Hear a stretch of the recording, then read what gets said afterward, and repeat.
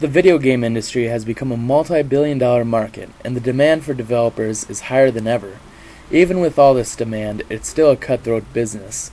People who truly follow video game development can name some industry legends such as Shigeru Miyamoto, Peter Moore, Cliff Bleszinski, Hideo Kojima, and Ken Kutaragi. Jim Howard, a sophomore at Dakota State University, hopes to someday be mentioned among these names as a leader and pioneer for video games. He considers himself a knowledgeable novice and is going to Dakota State University to create a foundation on which to build his skills. Jim first realized that he wanted to become a game developer when he heard stories of great industry veterans. Shigeru Miyamoto has been a great influence on me because he gets what the core element of video games is. He creates simple games that a person can pick up and play, but for the true gamers, they find that they are difficult to master. Another one of his main influences has been Hideo Kojima.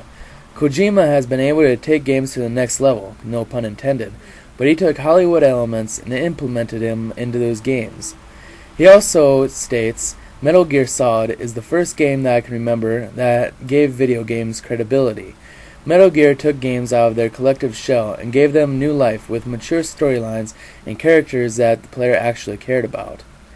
Jim Howard is a computer science major and is gaining much experience for game development. He says DSU doesn't have a specific program for game development, but developers primarily use C# and C++ programming languages for developing video games. It works because both are taught here.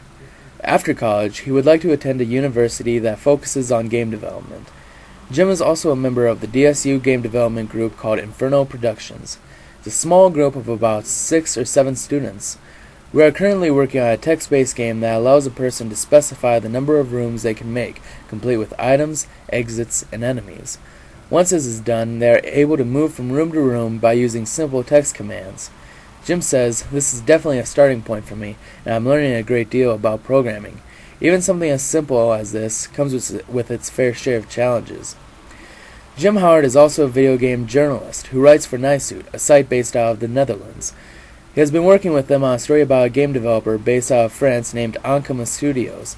Jim says, "It's been fun working on this story with the rest of the Nisuit staff because I'm learning so much about what goes into game development. Ankama Studios is a small operation compared to so many of the major developers making games today." He also states, while they are a small operation, they do have positions that all studios have. They employ programmers, artists, producers, PR guys. It's really good to see a startup developer try to make it big in the video game industry. I then asked Jim about what he thinks about the current state of video game industry. The video game industry is reaching $10 billion annually. That's more than what music and movies have ever been able to do. It's truly amazing to see how far it has come in such a short time span. Video games have come under scrutiny lately due to violent content, and Jim believes this is a problem that can be fixed. Most people above the age of 35 don't understand video games. A lot of people see them as mindless entertainment or breeding grounds for violent people. He also says that people like attorney Jack Thompson need to be stopped because they are giving the industry a bad name. He says, "I absolutely loathe what Jack Thompson is doing right now. He's preaching his own agenda to people who don't know a thing about video games. He says they are murder simulators and creations of sociopaths. It makes me sick to think that this man can get away with this type of ignorance." Jim knows that with time, eventually people like Jack Thompson will pass, and when this generation reaches a certain age, video games will become more accepted by the public. He says, "It's definitely a niche industry, but it's going somewhere. I believe that violence is necessary in video games because some people just like that stuff. People like action movies as well as action-oriented video games."